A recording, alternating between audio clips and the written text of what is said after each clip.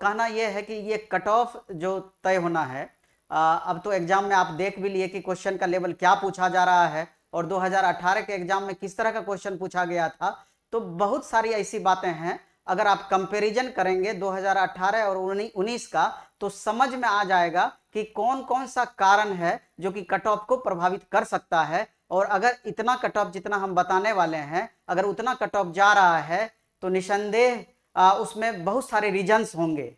तो चूंकि अलग अलग आरआरसी है, रेलवे रिक्रूटमेंट सेल है, और नंबर ऑफ वैकेंसीज भी सब जगह से अलग अलग है, और नंबर ऑफ स्टूडेंट जो एग्जाम में फॉर्म भरने वाले थे उनकी संख्या भी बोर्ड बाय बोर्ड अलग अलग है। तो इसके कारण से आपको 2 से 4 नंबर 5 नंबर तक उथल पुथल अलग अलग बोर्ड में देखने को मिलेगा। एग्जैक्ट आप बता दीजिएगा कि इतना कट ऑफ, तो वो सारे बोर्ड के लिए एक जैसा लागू नहीं होगा, ये बोर्ड बाय बोर्ड वैरी करेगा। लेकिन एक एवरेज कट ऑफ की बात करी जाए तो उसमें पहले देखना होगा कि आखिर कौन कौन सा कारण होगा जो कट ऑफ को प्रभावित करेगा। तो जब हम आगे बढ़ते हैं तो आगे बढ़ने पे सबसे पहले जो हम देखते हैं कि फॉर्म भरने वाले छात्रों की संख्या 2018 में कितनी थी और 2019 में कितनी है। तो ये एक महत्वपूर्ण सवाल है। आप देखेंगे कि 2018 में 1,89,00,000 बच्चे फॉर्म भरे थे, 1,89,00,000 छात्र फॉर्म भरे थे, 1,89,00,000।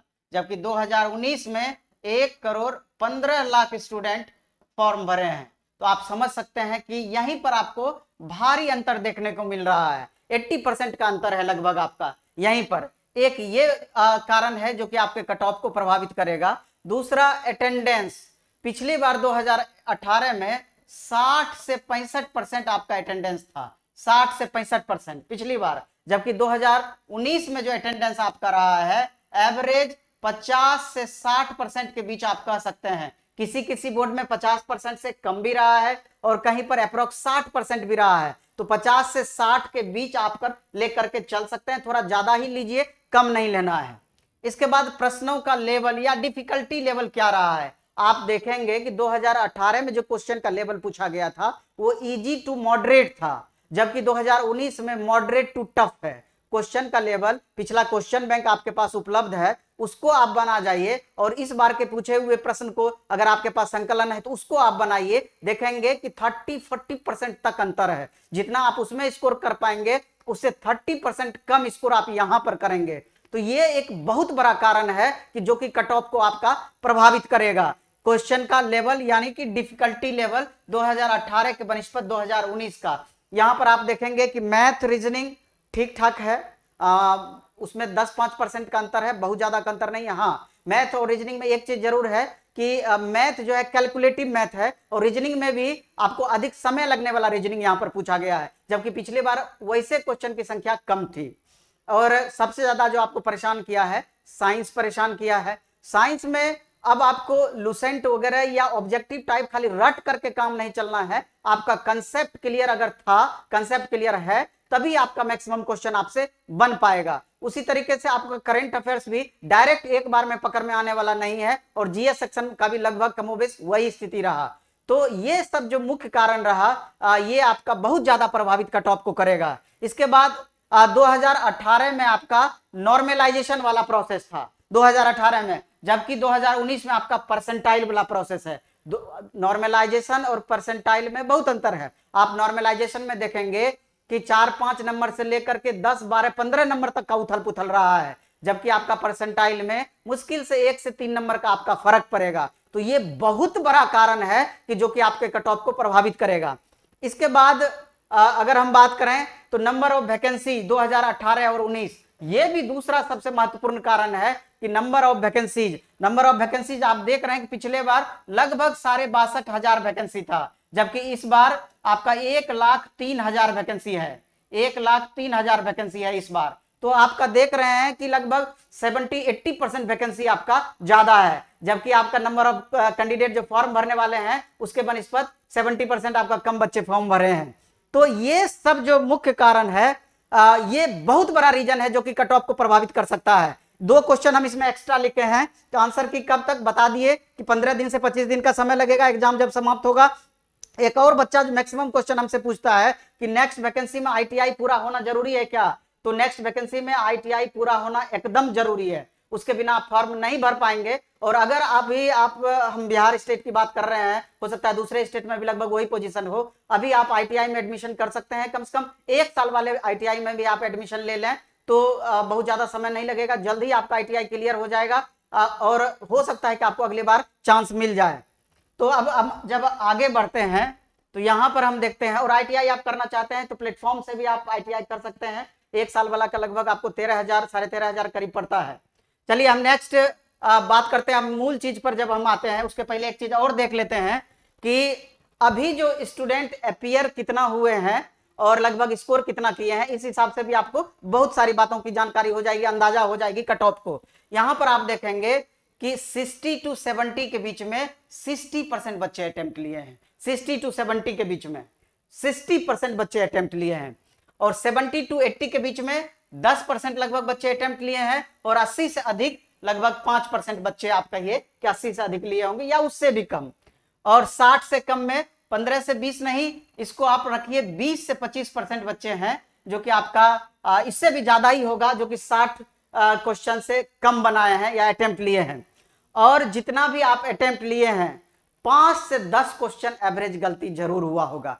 कितना भी आप सावधानी से चले होंगे मिनिमम 5 क्वेश्चन जरूर गलती हुआ होगा, और अधिक से अधिक में 10 से 12-15 क्वेश्चन भी जा सकता है। मिनिमम 5 क्वेश्चन आप समझ लीजिए कि 1/3 निगेटिव है तो कितना नीचे आपको खींच करके चला आएगा। अब आते हैं मूल चीज पर। इन सब कारणों को मिला करके आपका कट ऑफ फाइनली क्या होना चाहिए उस पर हम डिस्कस करते हैं। बोर्ड बाय बोर्ड आपका अलग अलग हो सकता है, लेकिन हम एवरेज निकाले हैं, ये डेटा आप देख सकते हैं। UR हम 60 से 64 के बीच हम लिखे हैं, लेकिन ये डेटा में थोड़ा सा फर्क है, लिखने के लिए हम अलग दिए थे, थोड़ा इसको बढ़ाया हुआ है। तो हम मान सकते हैं कि 59 से लेकर के आपका 63 के बीच में जिन भी स्टूडेंट का आ रहा है मार्क्स, ये फिजिकल का तैयारी कर दें। UR कैंडिडेट में 59 to 63 के बीच में। और अगर EWS इसके बाद OBC की अगर हम बात करें तो यहां पर आप देखेंगे कि OBC में 57 से लेकर के अगर 61 के बीच में आ रहा है तो निश्चित रूप से फिजिकल की तैयारी करें। और EWS कैंडिडेट में आपका 56 से लेकर के 60 के बीच में आ रहा है तो आप फिजिकल का तैयारी स्टार्ट कर सकते हैं। इसके बाद SC कैटेगरी में अगर बात करें तो यहां पर ठीक है 52 से लेकर के 56 के बीच में SC कैटेगरी का तैयारी बच्चे कर सकते हैं, और 48 से लेकर के 52 के बीच में अगर ST कैटेगरी में मार्क्स आ रहा है तो ये सारे बच्चे फिजिकल की तैयारी कर सकते हैं।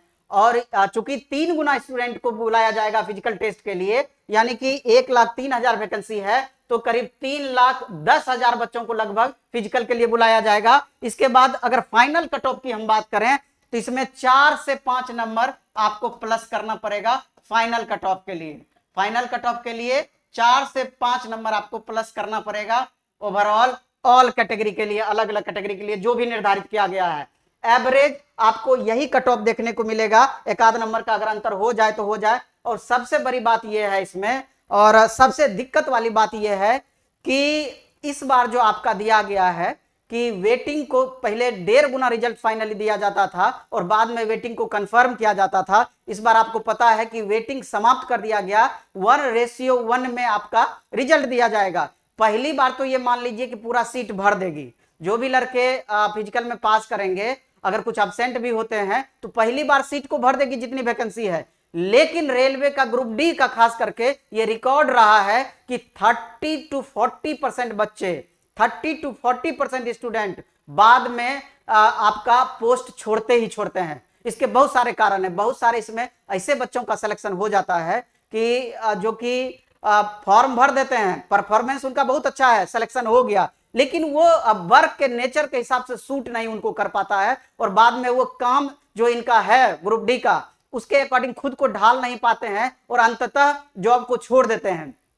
इसमें दूसरा वैसे कैटेगरी के बच्चे आते हैं जिनका इस बार फाइनली पहला प्रायोरिटी रहता है, किसी भी सूरत में हमको जॉब मिलना चाहिए, और बाद में चलकर अभी जॉब हासिल कर लेते हैं, बाद में दूसरे तीसरे पोस्ट में इनका फाइनल सिलेक्शन हो जाता है, फिर वो इस पोस्ट को छोड़ देते हैं। और भी बहुत सारे रीजंस हैं जिसके कारण से बच्चे छोड़ते हैं। तो 30 से 40% बच्चे जो बाद में छोड़ेंगे, तो ये मान लीजिए कि ये गवर्नमेंट का पॉलिसी ये कहीं ना कहीं इस तरह का है कि उतना सीट आपका वैकेंट रह जाना है और वो नेक्स्ट वैकेंसी में ही ऐड होगा, इस बार उसका कोई उपाय नहीं है। ऐसे में क्या होता था कि बाद में, अभी आप देख लीजिए ना पिछला 2018 वाला, 2018 में जो वेटिंग 1.5 गुना जारी किया गया था, 50% एक्स्ट्रा वेटिंग जो दिया गया था, उसमें वेटिंग वाले को 11 बार वेरिफिकेशन किया। पहला वेरिफिकेशन, दूसरा वेरिफिकेशन, तीसरा वेरिफिकेशन, 11वां वेरिफिकेशन अभी जाकर के किया और बच्चे को बुला ही रहे हैं और सीट वैकेंट ही है, ये स्थिति है। तो आप समझ लीजिए कि यहां पर उस चीज को समाप्त किया जा रहा है और कितना बड़ा लॉस स्टूडेंट को यहां पर होना है।